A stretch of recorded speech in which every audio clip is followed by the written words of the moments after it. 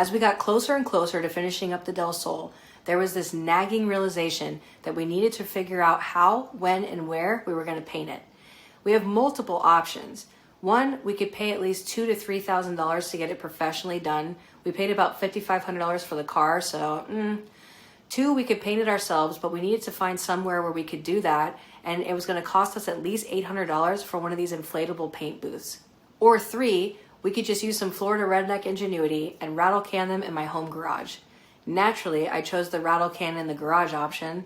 Why? Well, for one, the comment section of those videos is going to be absolutely lit, perfect for engagement, and it's going to be really fun. Cost-wise, it's the least expensive option.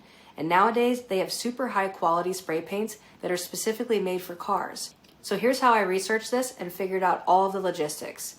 This was the first video that I just so happened to find, and naturally it caught my attention because it was of an EP3, getting rattle canned. Perfect.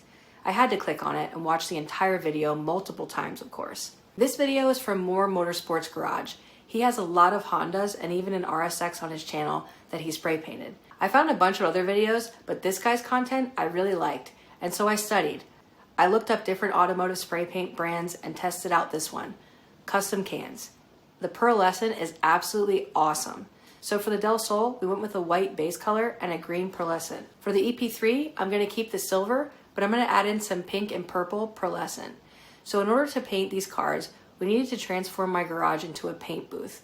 So I bought this butcher paper to protect the floor, these plastic sheets to mask off the door that goes into my house, and to protect everything on the sides of my garage, including these trash laying vessels, their trailers, and their engines. For ventilation, I got these 3 Lasco box fans and air conditioning filters to absorb the fumes and the overspray. Between the box fans, we can use this cardboard or also this plastic in order to prevent more overspray from leaving the garage.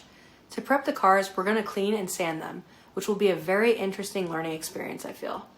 Then we're going to tape off everything that we don't want to get paint on the cars, and then just go nuts and spray them.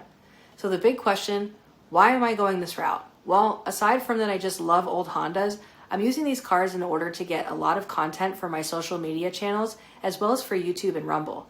When you start a business, one of the hardest things to do is to stand out.